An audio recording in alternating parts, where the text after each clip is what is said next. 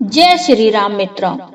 जब श्री राम जी, लक्ष्मण जी, सीता जी गंगा जी के किनारे पर आकर खड़े हैं, राम जी केवट से कह रहे हैं, भैया केवट, अपनी नौका इधर ले आओ, हमें गंगा जी के पार जाना है। केवट राम जी की बातों पर ध्यान ही नहीं दे रहा है, इधर आने के स्थान पर और उधर जाने लगा। लक्ष्मण जी ने राम जी से कहा, भैया आपका स्वभाव बड़ा सहज है, सरल है, कोई आपकी बात को मानता ही नहीं है। राम जी ने हंसते हुए लक्ष्मण जी से कहा, लक्ष्मण, कोई मेरी बात नहीं मानता है, इससे तुम्हारा क्या आशय है? हाँ, इतना अवश्य है, केवट मेरे बुलाने से इधर नहीं आ रहा है। लक्ष्मण जी ने कहा, यह केवट जिसे तुम इधर बुला रहे हो उधर जा रहा है, आने को कह रही हो आ नहीं रहा है, और उधर हमारा मंत्री सुमंत जिसे आप अयोध्या जाने को कह रहे हो वह जा नहीं रहा है। ना यह तुम्हारी बात मान रहा है, ना वह तुम्हारी बात मान रहा है। राम जी ने हंसते हुए लक्ष्मण जी से कहा, लक्ष्मण, जो मेरी बात नहीं मानता है वह कोई मेरा भक्त ही हो सकता है। केवट भी बात नहीं मान रहा है, यह भी भक्त ही होगा।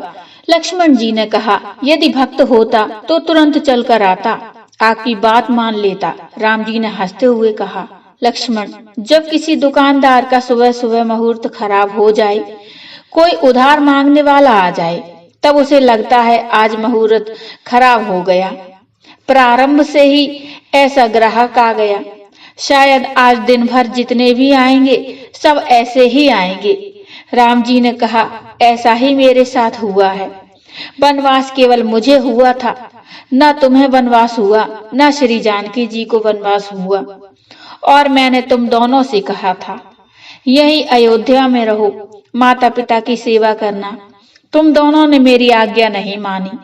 मैं जानता हूँ तुमने मेरी आज्ञा नहीं मानी, क्योंकि तुम्हें मुझसे प्रेम है।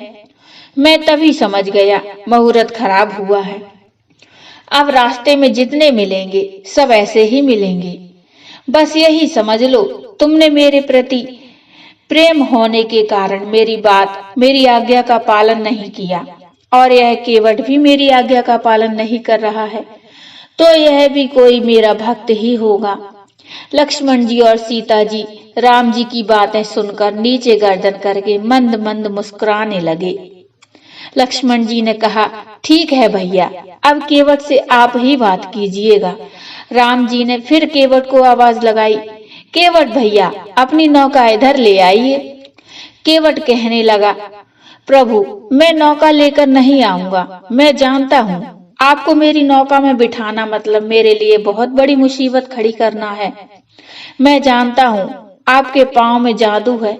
यदि मैं आपको अपनी नौका में बिठाता हूँ और यदि मेरी यह नाव नारी बन गई तो मैं क्या कमाऊंगा और क्या खाऊंगा, और यदि यह नारी बन गई तो और मुसीबत बढ़ जाएगी, एक सदस्य बढ़ जाएगा और कमाने वाला भी चला जाएगा।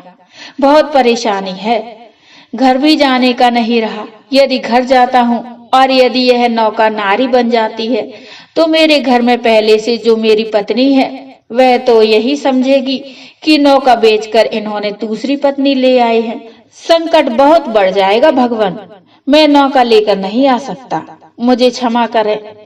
श्री राम जी ने कहा, कोई उपाय तो होगा जिससे तुम्हारी यह नौका नारी न बन पाए और हम पार हो जाएं।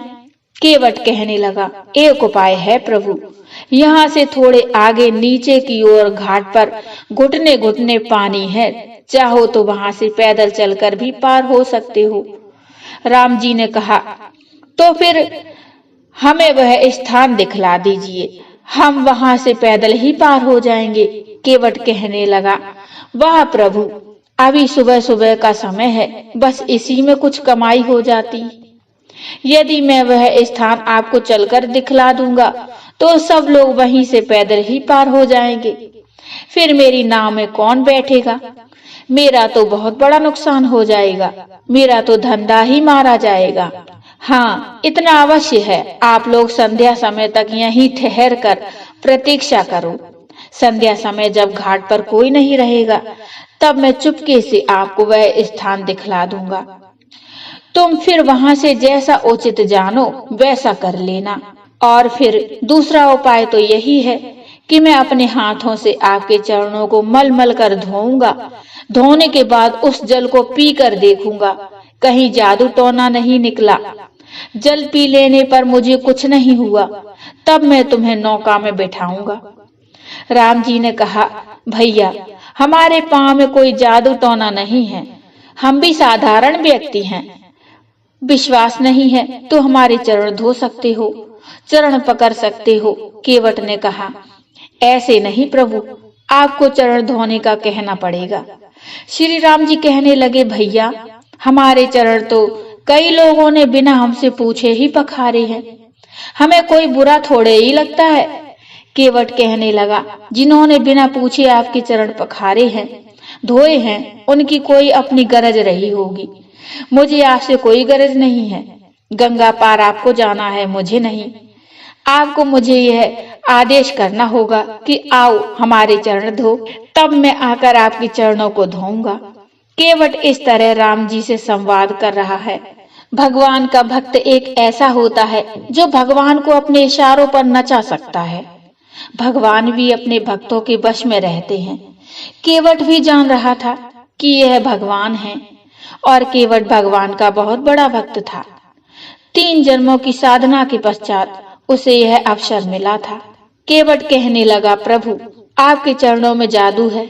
मैं जानता हूँ, पत्थर की शिला आपके चरण पड़ते ही नारी बन गई थी, और मेरी यह लकड़ी की नौका तो पत्थर से भी अधिक कोमल है।